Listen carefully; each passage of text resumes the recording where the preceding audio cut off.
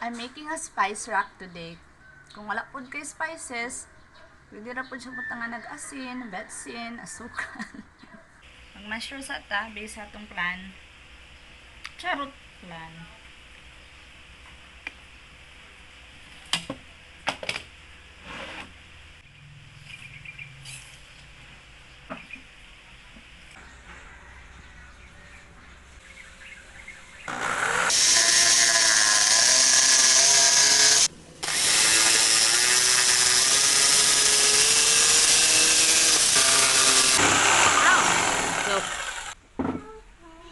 You can take the wood with you, Matt.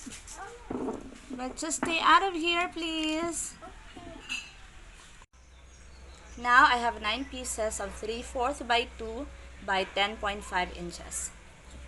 Maglihan ako.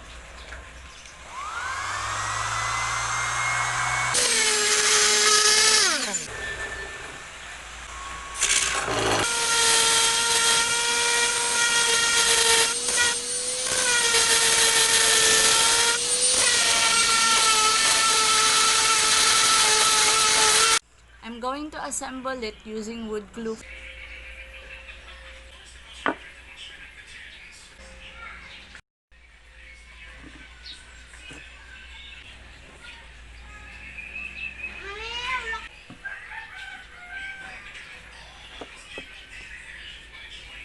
The reason why daghan kay ko gikat kay ako siyang sapawan, ipatong na ko siya para mulapad kay wala ko'y lapad na tabla. So inani siya, patong siya tanan ana.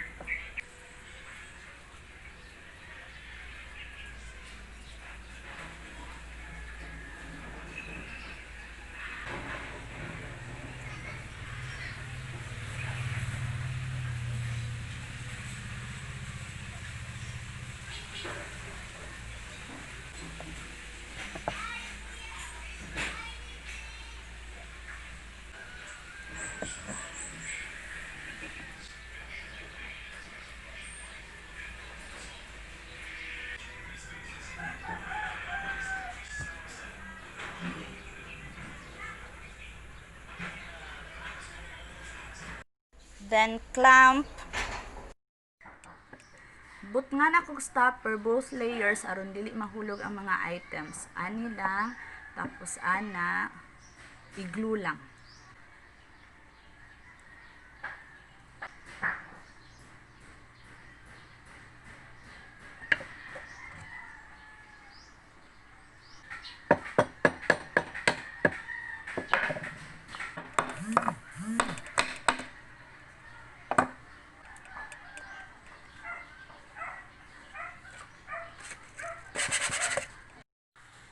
After putting everything together, nailangaw.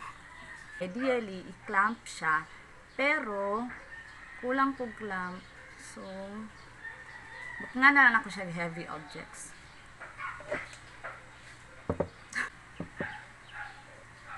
Then, let it dry. I-secure na ako na piece with screws kay mauni akong gamiton inighang. So, both sides, diri, o dinhi.